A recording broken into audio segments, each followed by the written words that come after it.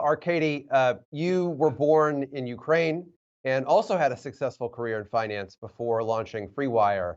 Was it insanity for you too, or why electric vehicles?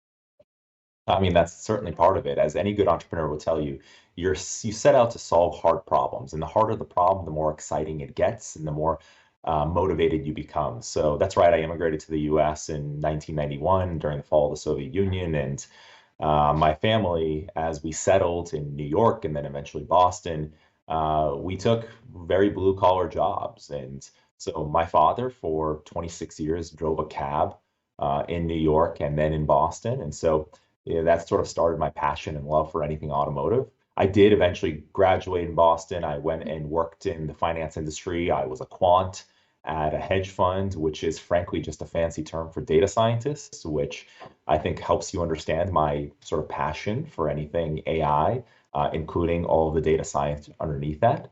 But eventually, after I spent some years in hedge funds, I started to see this really interesting new market forming around electrification of transportation and thought this could be an opportunity for me to get into the automotive space where I do hold a passion.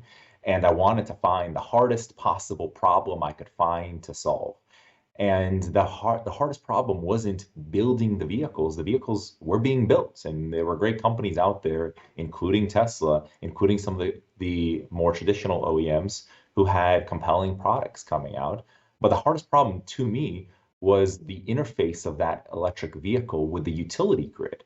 I did the back of the envelope analysis, and I found that we don't have the available power to support ubiquitous fast and ultra fast charging to support the growth and adoption of electric vehicles that we see today and that we expect to see by 2030.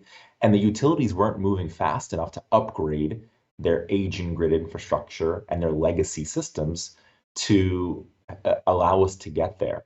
And at the meantime, I saw this burgeoning economy and market around distributed energy resources, battery systems, renewable resources.